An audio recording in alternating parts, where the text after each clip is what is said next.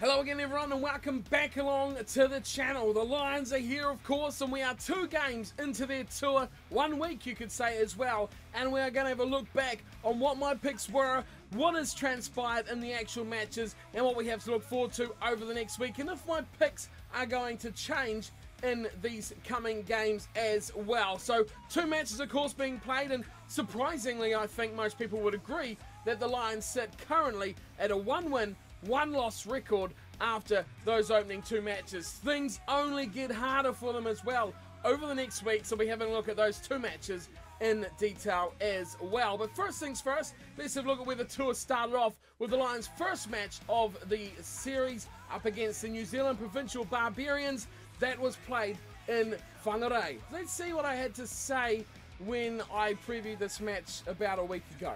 But I do expect, because the Lions have announced their team just a day or so ago, that the Lions will pull this one off quite easily. A lot of youngsters, a lot of up-and-comers in this Provincial Barbarian side, but the Lions have picked a very, very good team. Not their best, but a lot of players who would be first-team starters are in this squad, and I do expect the Lions to put this one to bed relatively easily, relatively quickly. Will make a lot of changes off the bench and give themselves an easy, good blowout to start the tour off on a good foot. I expect the Lions to blow this one to pieces. I'm picking the margin to be 46 points along the lines of a 60 point to 13 sort of scoreline. Alrighty, so I was predicting a pretty big thrashing there for this matchup. What, 47 point scoreline or something? I said the Lions score about 60 points. It was nothing like that whatsoever. 13-7 was that final score of that matchup. The Lions really were in a big battle and really threatened to lose that match for a lot of it as well. Bryn Gatlin, there was a lot of talk, so much talk about it, it was getting sickening about the Gatlin battle between father and son, coach and player, blah blah blah. It was a bullshit way of hyping up this matchup, but Bryn Gatlin was sensational. He was truly amazing and guided this team of youngsters, of semi-professionals who had to go to work on Monday how to play rugby. He guided that team beautifully. He kicked the ball well. He was doing everything as you would expect a first-class player to do, a top-notch player to do. He's had experience with the Blues, and that little level of difference, I think, for him, kind of gave him that little boost maybe that he required, gave him that little bit of confidence to play his natural game, and he did play sensationally. As for the Lions, I can't really pick anyone who played that well throughout that matchup. They were fairly average throughout, and they didn't really perform anywhere near how much or how good they would have liked. Anthony Watson's try in the second half was really the only really difference between the 2 sides. Of course, the Barbarians did score their own try in the first half as well, which did set them off on a shocking kind of start that really surprised everyone. The addition of the bench for the Lions did make a bit of a difference. I thought Owen Farrell definitely did improve things for the Lions, which you'd hope so, because at the moment he is looking by far the biggest chance to actually be a starting 10 that can actually make an impact. Sexton was pretty nothing. And the rest of the back line, Ben Teo, he was one man that really did surprise me. His performance was very, very good. He's one man I didn't rate at all on his way here, but after that, I'm pretty watchful of what that guy can do. He did carve the line up a number of times, and I think out of the back line, he would have to be my most impressive player in a Lions jumper. The rest of the team, I thought Ross Moriarty for the forwards was pretty good for the Lions as well, but no one really stood out for this team, and they struggled away. A rusty win, but given the circumstances, all the old excuses, have just come off the plane, have only been there 3-4 days, I can get that, I can understand that, and I can accept that, which makes me think, okay, you did pretty well. You had a task, you wanted to win the match, you won the match. These guys weren't good, but given the circumstances, these guys are only being together 5 days as well. You know, it's a bit hard to push, but I can let them away with that when I can say, okay, Lions, yep, that was your point of leave. You just snuck in, well done. Now let's get started. As for the Barbarians, well, there's a lot of names that you could pick out that played pretty well here. The fullback Latrula played exceptionally well through the back line. SuperBru created a lot of chances and was a real attacking weapon for the Barbarians. So we talked about Bryn Gatlin already, was a massive player for them as well. Sam Anderson, Heather, the captain, scored the try as well, which is massive, and he put in a good performance leading his team forward as well. Another man, Joshua Goodhue, relation of Jack Goodhue, plays for the Crusaders. Second rower had a good match as well. His name got mentioned quite a lot of good charging runs for the Barbarians, who really just played kind of Highlanders style rugby, if you can call it that. Played like a team, played like a unit, and played bloody well as well. They wouldn't have surprised me if they won it. It would have been a surprising result, but the way that game was gone, if something sparked in those death minutes, I would have gone, well, the Barbarians deserve this. The Lions haven't played well enough to really come away and say, yep, we deserve that victory. But they got it, and credit to them. They done what needed to be done. They need to improve big time, though, for the rest of the tour, especially their next match against the Blues. We'll talk about that one in just a second. But 13-7 full-time score. I think massive credit, massive ups, and massive watchful eyes on these young guys in the Provincial Barbarians who have shown they are the future of New Zealand rugby right there. And when you only come 6 points away from being the Barbarians, when you're all semi-professional and not even full pro players, that means the future of New Zealand rugby is bright. Okay, so second match of the tour was against the Blues. Let's see what I had to say when I previewed this match. 5th place in New Zealand, but overall on the whole competition ladder, they're not doing that badly. So they would miss out on playoffs if the playoffs were to happen tomorrow. But overall, compared to Australia, compared to half of South Africa, they're going pretty well as well. But I do not expect them to put too much of a challenge up against the Lions. And you'd expect that any All Blacks in that Blues team would have been whisked out pretty quickly as well. So I don't expect the All Blacks to feature in many, if any, of these matches against the Super Rugby sides. But in saying that, it'll be pretty much a full-strength Blues team that will take on the Lions. We talked about this quite a lot in the Super Rugby preview. If you're new to the channel, you haven't watched that, the Blues have pretty big problems at fly half. I think this is an area where the Lions should look to really attack. Now, otherwise, outside of that, there'll be a lot of players who'll be pushing for that fringe sort of All Black spot. They got the likes of the Ioane brothers, Luatua as well in there. So a lot of back rowers / outside backs who would be looking to make a name for themselves here against the Lions. But overall, I think the Lions will be far too good here for the Blues, but not as good as the previous match. I expect the Lions to win this one. Looking about 18 points to be the margin, something around the 38 points to 20, as again, the Blues should score a couple of brilliant tries as they always do. They've got some real X-Factor game breakers, but that whole solid factor of the Lions shouldn't make too many errors, and they should put away a pretty mistake-ridden at times Blues team. Wow, could have I been any more wrong about that preview if I tried? A mistake-ridden Blues, a solid and structured Lions. God, you can tell I hadn't seen them play before when I made these previews. Now, the Lions were terrible. They were penalty-ridden. That's what really killed them. Penalty after penalty after penalty. And problems at fly half. Stephen Perofeta, welcome to Super Rugby. Well, the Blues Super Rugby team, welcome to the Lions tour. It's bigger and better than Super Rugby, and you've nailed it, son. First game, what a display by the young buck to put in a magical performance like that was against the Lions as the Blues took the victory. 22-16. What a try it was to Ihia West. Let's dissect that down. Stephen Luatua with play of his life. After the match, he said he hung on to it for too long and he thought he bombed the chance, but thought he would throw that 50-50 ball to the money man, Sonny Bill Williams, or Money Thrill Millions, as he often gets called around here. His role in the play wasn't quite as spectacular as Luatua's pass through about 5 defenders. Sonny Bill flew through, then he put off his own little special pass away to Ihia West, a man who I've said for quite some time now, a couple of years, that I do think he is better than his performances at the Blues give him credit for. Now, Ihia West has been around for a while. He was promising, but the answer of the Blues was not his calling. I think if you put Ihia West, again, this is a bit off topic, but if you put him in the Crusaders at fly half, in the Hurricanes, or even to a stretch at the Chiefs or the Highlanders, he'd perform a lot better and probably get a bit more recognition than he does now. But boy, oh boy, what a finish from him. The lightning speed of the higher Wesley burned through the middle of a couple of slow old forwards, then burnt round the wannabe tackle of the covering player at fullback, and then just smoked them all to the line to give the Blues that winning try. It was a magical, magical moment. One of the greatest tries the Blues have probably ever scored. I said they'd score a couple of worldies. I said the Lions would win by, what did I say, about 18 points. I was quite far off there. Even my scoreline was quite far off, 22-16.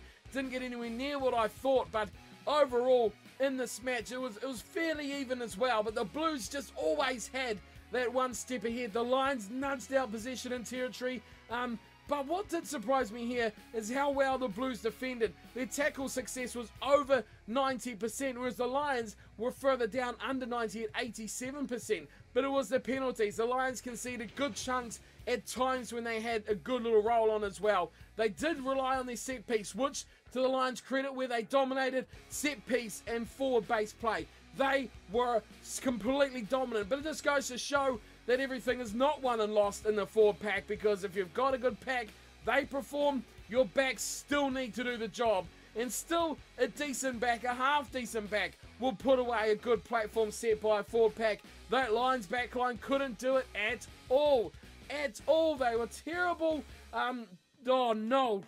Jack Noel was just dreadful. He was completely bamboozled by Rieko Ioane, who just left him for dead defensively and on attack. It was Ioane over Noel every single day. So Jack Noel, he was easily my biggest disappointment from the Lions, but overall it was a decent little matchup between the two sides. But 3 tries to 1 really shows you the style of play differences that we're going to see in this tour. The Blues, they score tries, they go for tries, they don't worry too much about kicks. The Lions, I did see that bit of a change. They were going for the corner a bit more, but they just couldn't put the plays away. In that final minute of the match, when they had that line out, just a few metres from the Blues line, and they completely bombed it, was just a telling fact of how they played. Overall, the Blues, was just magnificent. You can read all the stats about it you want, but in the end, it was a couple of real killer plays that really put this one just over for the Blues. Now, player performance, we look through the two teams. As I've already talked about, Jack Noel was dreadful. Jared Payne, I thought, played all right. I paid him out quite a lot in the preview of this whole series, but he was all right, Jared Payne. I'd give him a pass mark on performance. He was fairly decent.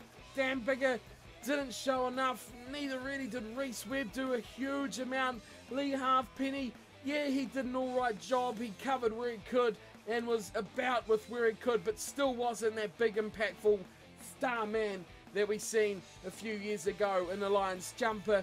In the forwards, Ken Owens copped a bit of slack about the way he dealt with the referee in that matchup. A bit of a debatable one, because I think the Lions were lucky not to escape with about 3 yellow cards throughout that match. I mean, we're used to Super Rugby here in New Zealand where yellow cards are dished out like candy to kids. This match, there was a lot of things I seen and went, ooh, that's going to be a yellow. And the referee was like, oh, is that even a penalty? I was quite surprised by that. But there was, of course, that one yellow card that was dished out to the Welshman, Liam Williams, who spent 10 minutes in the bin, where the Blues didn't even score. So, could have been a decisive 10 minutes. It turned out it actually wasn't at all, really. Other than that, you look through the forward pack, Laws and Atolje dominated the line-outs. I thought the scrum, McGrath, Owens and Cole were pretty good as well. Sinclair come on and, well, he ran his mouth like a spoiled little kid in the toy shop, didn't he, in a lot of occasions to that match. Haskell was a bit lacking. Tipperick and Stander tried to play that enforceful game, but they just couldn't seem to do it as much as an impact as they would have liked. But they were pretty solid around that whole matchup. I've got the forward pack a pass. I'd give Jared Payne a bit of a pass. Other than that, though, it's hard to give the rest of the back line much more than an okay. You did all right. Read a lot of things during this match about how well people thought the Lions were playing. I don't know.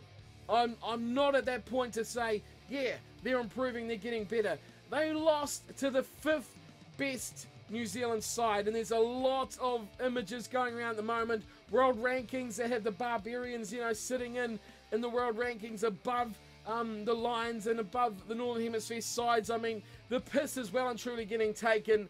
I threw a few comments around saying that the Lions now slot into 6th place on the New Zealand Conference leaderboard, unable to beat the Blues. That is what it's like. How are they going to fare in the rest of the games? I predicted a win for the Lions. I was surprised that they couldn't pull that one off, and the Blues, big ups to them. They did it. Going backwards, huge props I have to give to the young fly half, Stephen Perifetta. He was sensational for his 50 minutes.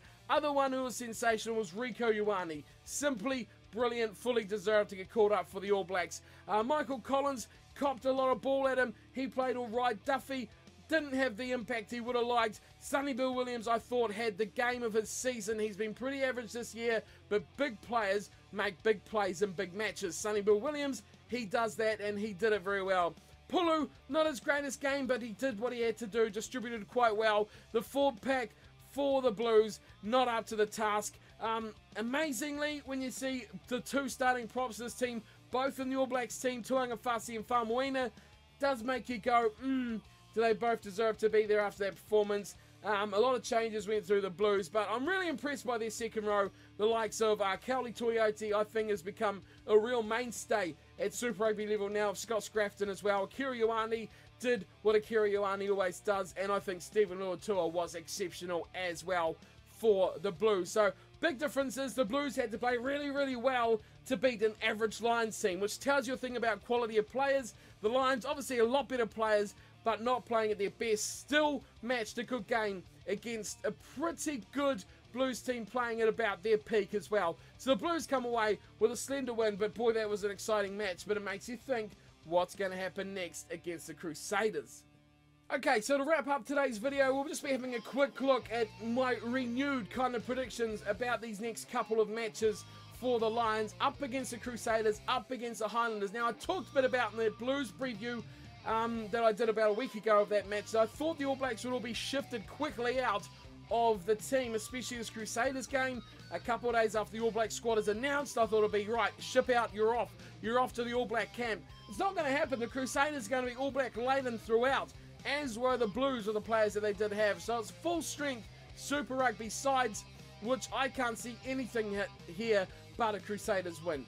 They have been undefeated all season long. They have been beating the Blues. They've been beating the Highlanders, the Chiefs, the South African sides, the Australian sides, all the teams. They have beaten them all, and they're going pretty close right now, just a couple of rounds to go to the first ever undefeated Super Rugby season, which would be just unthinkable to do. If they can cap off a Lions feather in there as well, it would be the ultimate Super Rugby team's season, especially if they can go and claim the trophy as well in a couple of months' time when the tournament wraps up. But they are up against the Lions. Now, the Lions have just named their team tonight, which will be very, very interesting to see how this team performs. They've made a lot of changes, a lot of players coming back in the team, a lot of these first-team guys like the Farrells and the likes into the side.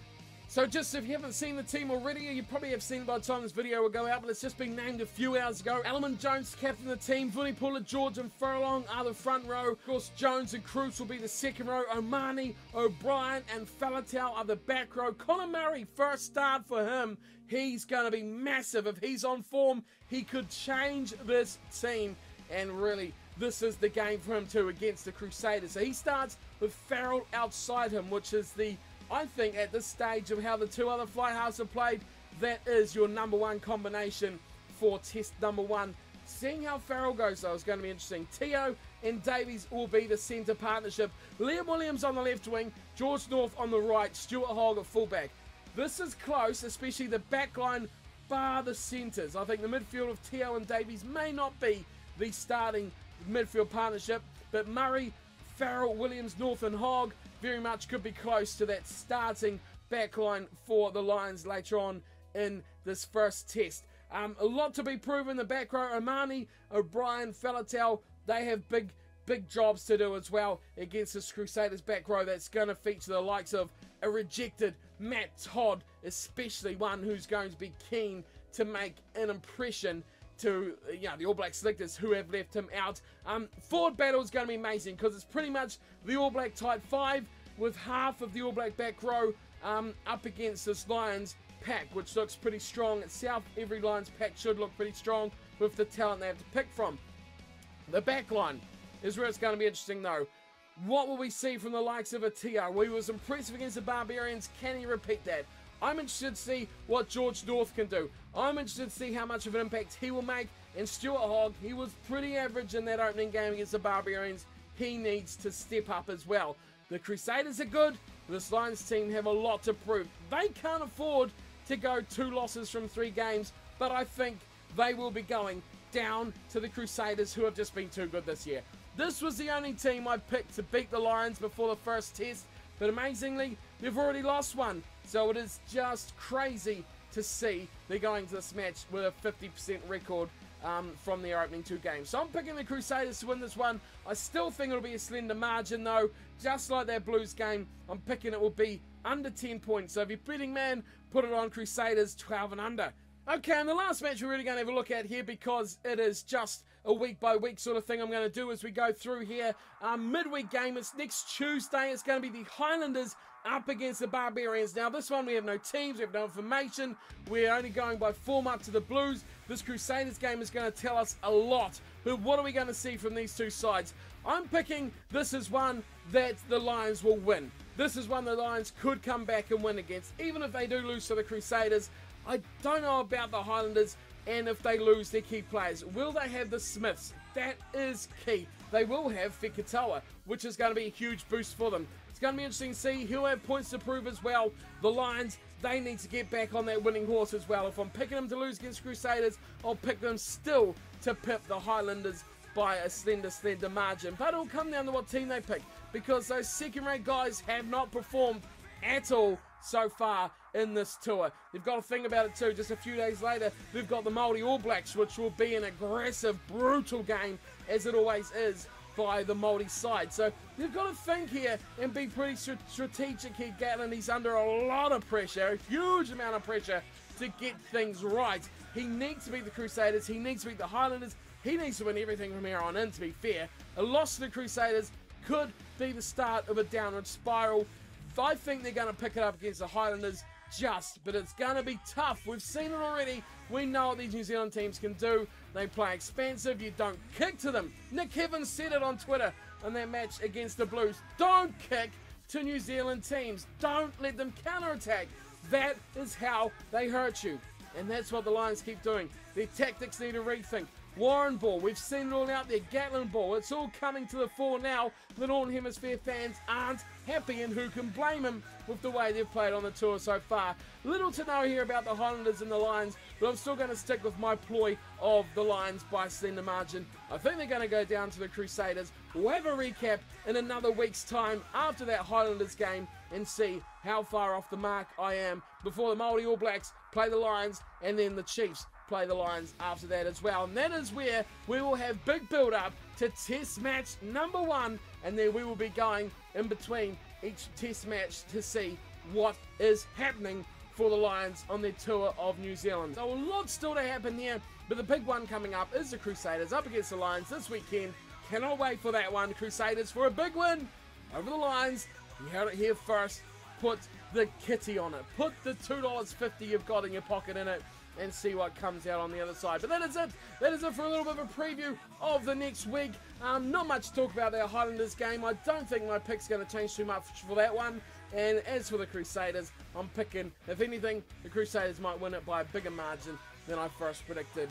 We're looking upwards to 10 points for the Crusaders. But that is it for today. Thank you for joining and watching. Hope you've enjoyed a little look back and a look forward of the Lions tour. Of course, until then, thanks for tuning and watching. Let me know what your thoughts are about the matches coming up and the matches gone. Of course, close games. The Lions really are struggling at the moment, and we need to see some improvement from them before that first test is really the big thing. But until next time, thanks for tuning and watching, and I'll see you later. Take care.